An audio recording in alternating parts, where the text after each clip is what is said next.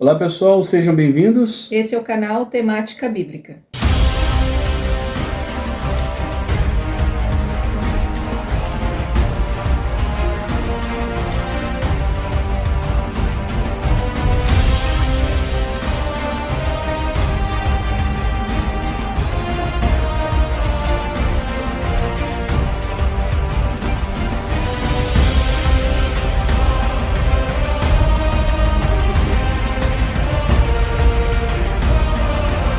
Muito bem, sejam todos bem-vindos mais uma vez a esse canal.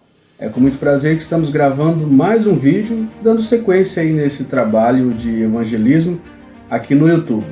Primeiramente, queremos pedir para você que acompanha o nosso canal, que Curta os nossos vídeos, compartilhe também com os amigos, com a família.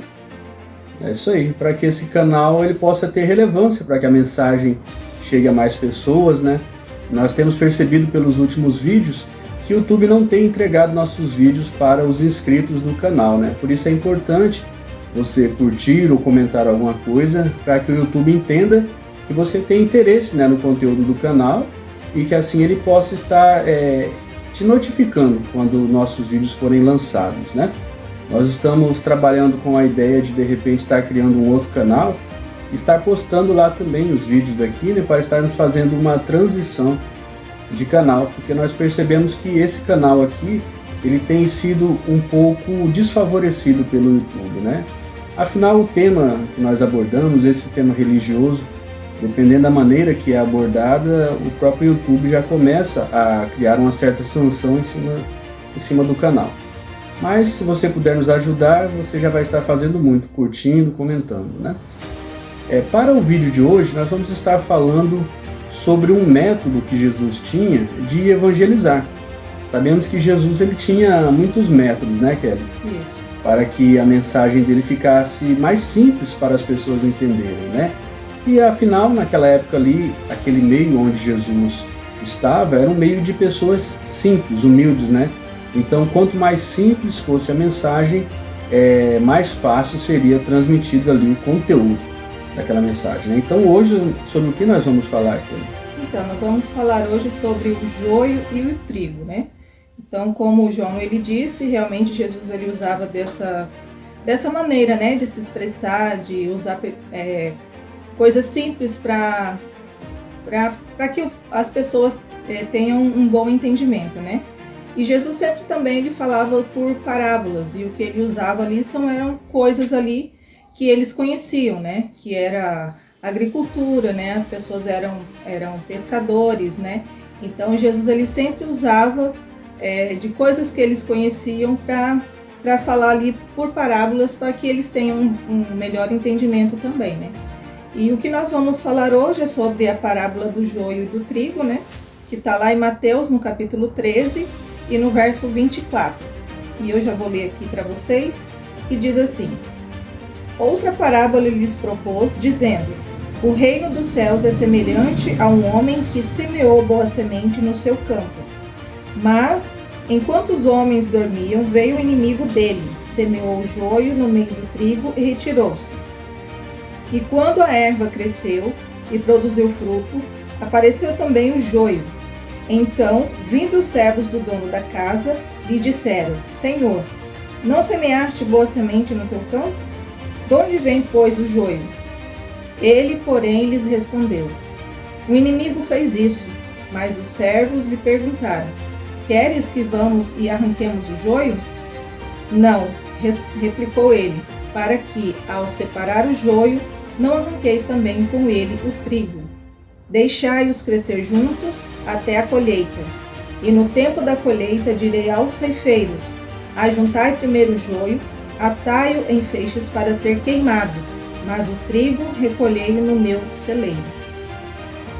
Muito bem, então, como foi dito aqui, Jesus ele usava o método da parábola para que transmitisse ali a sua mensagem de maneira que as pessoas entendessem, As pessoas, eles tinham essa familiaridade com os temas que Jesus abordava ali, Agricultura, pesca, coisas da natureza, do cotidiano.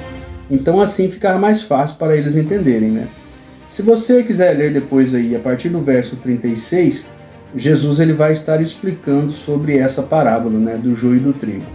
Mas, de maneira resumida aqui, para explicarmos o que Jesus queria dizer. Na Bíblia, nós sempre vemos ali exemplos de dois grupos de pessoas, de dois caminhos, né? Por exemplo, a palavra de Deus fala que quando Jesus voltar, ele vai separar os bodes e as ovelhas, né? A palavra de Deus também fala que existe o caminho largo e o caminho estreito. Temos uma outra parábola, a parábola das virgens, né? Onde 10 virgens estavam esperando o noivo, 5 elas estavam prontas, né? E 5 ainda não estavam preparadas, lhes faltou o azeite, né? Então a Bíblia sempre demonstra isso, né? Que existem dois caminhos, duas opções. Com a parábola do joio e do trigo não é diferente. Então ali, Jesus depois, quando ele vai explicar sobre essa parábola, ele diz que quem semeou o trigo, né, foi o semeador, o Filho de Deus, né, que é o próprio Jesus Cristo, semeou a boa semente, que é o trigo. Mas o inimigo veio à noite e semeou a má semente, que é o joio. E aí então, né, na parábola ali é dito, para que não arranques o joio, para que assim não venha arrancar também o trigo. Que quem seria responsável por fazer essa colheita, essa ceifa, era o ceifeiro, que é o próprio Jesus Cristo, quando ele voltar a essa terra.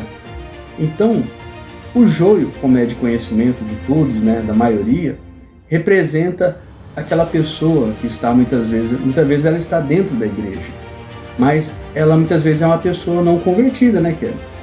É uma pessoa que, por algum motivo, ela está dentro da igreja, talvez ela aceitou o evangelho em um momento, mas depois se desviou, depois se apostatou, inclusive dentro da própria igreja existe apostasia. Pessoas que estão vivendo dentro da igreja, mas não estão de acordo com os princípios da palavra de Deus. Então é uma pessoa apostatada. É uma pessoa que é o joio dentro da igreja, né? E que também há o trigo, o joio e o trigo. O trigo é aquele servo fiel, aquele que se converteu e ele serve totalmente a Cristo, ele faz a vontade de Cristo. Esse é comparado ao joio, a boa semente. E na vida cristã, na congregação, né, quando você congrega com outras pessoas, isso acontece, você percebe isso, né? Infelizmente você percebe que existem pessoas que muitas vezes se apostataram, pessoas que estão ali dentro da igreja, mas estão ali apenas presente de corpo, mas de alma, de espírito, não estão ali servindo com a vontade do Pai. Essas pessoas são comparadas ao joio. E a conclusão da parábola é o quê? Que quando Cristo voltar, que Cristo é quem vai fazer a ceifa, a colheita, Cristo ele vai ajuntar o trigo no celeiro. Isso significa o quê? Quando Cristo voltar, ele vem buscar os salvos e os levará para passar 1000 anos com ele na Nova Jerusalém. E o destino do joio, qual que é o destino do joio? Ele será atado em feixes para ser queimado. Isso representa o quê? Isso representa a condenação. Quando você lê Apocalipse 20, lá fala que Jesus, quando ele vem, ele leva os salvos para passarem 1000 anos com ele na Nova Jerusalém. E após esse período de 1000 anos, Jesus volta, né, com a Nova Jerusalém, com os salvos dentro. E ali então os ímpios que estavam mortos serão ressuscitados. Satanás os convence a tentar atacar a Nova Jerusalém e desce fogo do céu e os consome. Então esse é o momento do juízo final, é o fogo que vai queimar aquelas pessoas que serão queimadas para sempre, né? Não que elas vão estar eternamente sendo queimadas, elas vão ser queimadas e para sempre elas foram destruídas, nunca mais retornarão à vida. Então essa parábola fala sobre isso. E o nosso recado aqui, o nosso chamado para você que acompanha nossos vídeos, é que você faça por onde fazer parte do trigo. Porque muitas vezes essas pessoas que estão dentro da igreja, e elas estão, Jesus Cristo disse isso, né? Que o joio e o trigo cresceriam juntos. Então, essas pessoas estão dentro da igreja, fazendo o papel de joio. E muitas vezes elas desanimam outras pessoas que estão lá. Se você em algum momento se sentir desanimado por conta de uma pessoa dessa, peça força a Deus para que você não se desvie do caminho dele.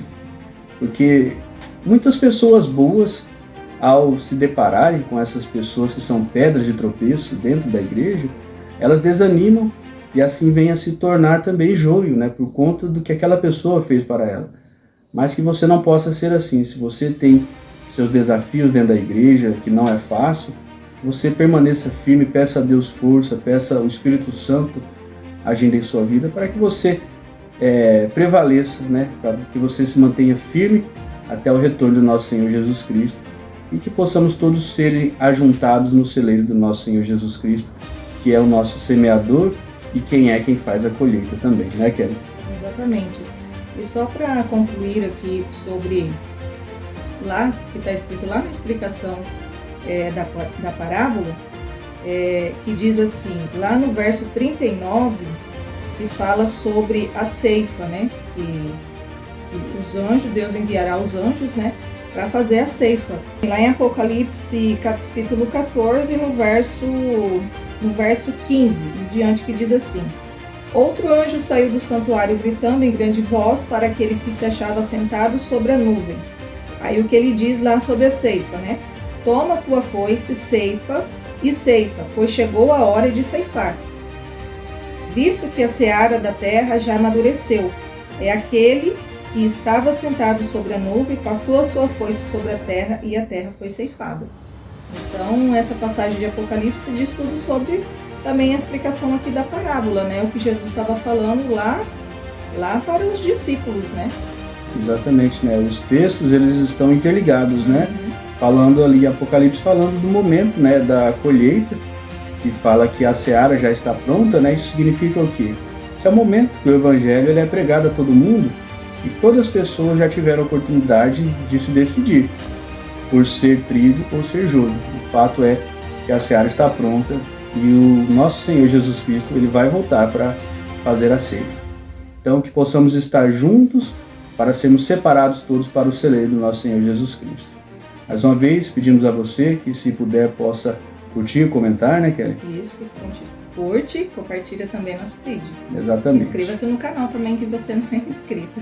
Muito bem, então, fiquem todos com Deus e até um próximo vídeo, se Ele assim nos permitir. Até mais. Tchau, tchau.